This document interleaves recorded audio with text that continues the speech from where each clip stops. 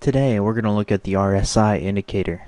Okay, the RSI indicator is a technical momentum indicator. So we're looking at momentum. It's a lagging indicator, just like all the other indicators are lagging indicators.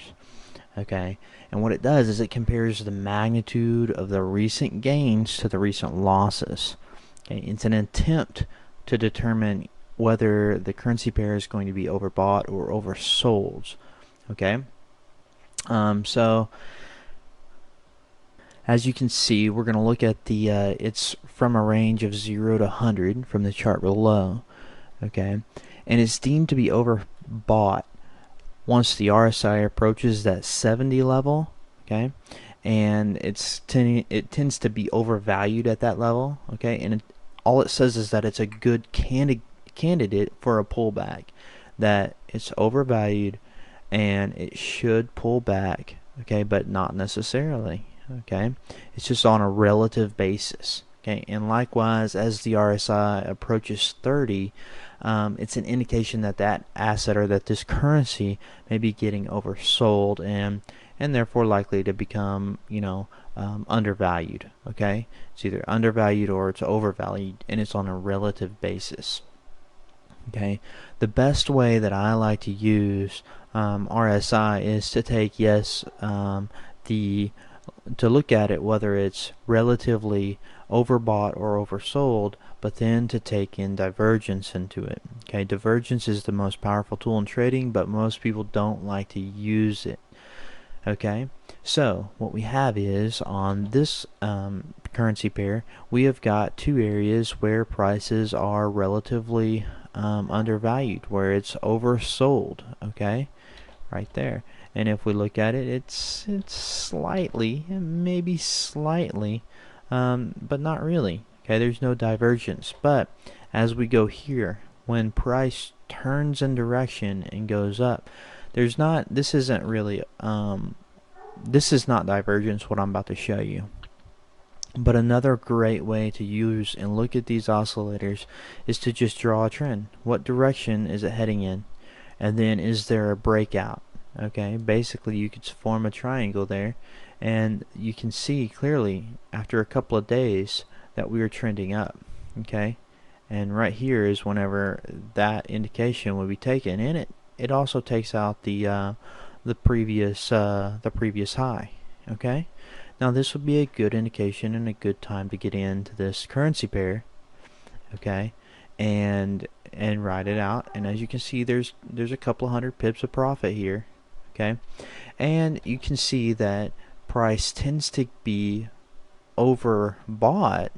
Okay, when we get up to this range, and at that moment in time, you can see that the momentum has decreased. Okay, but currency pairs can be overbought for an extended period of time, just like in this case right here. So it's important to let your profits run and to manage trades. Managing trades and money management are the most important aspects of trading. So you'd move your stop losses, and as this goes on, you move your stop losses until you're taken out. Okay, for a larger profit. Okay, that's the way to really trade these things. Okay, and then what happens? Okay, you can on this one here, you can draw a trend line. It was broken. Okay, you move your stop loss. As it goes along here, you can see that clearly at this level we are done. Okay, and again, if you're looking for long positions, when is the trend line broken? Significantly. Okay, it'd be nice to see that the indicator goes up and comes back down, and then you can actually form divergence. Okay, and here we have clear divergence with a trend line break. From the other posts on this blog, here's a great indicator here that we have found support.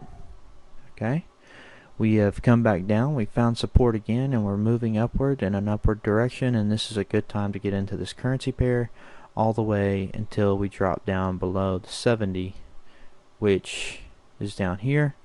And if we're managing our stop losses, we would actually have a bigger profit up here. Okay, so let's look at that one.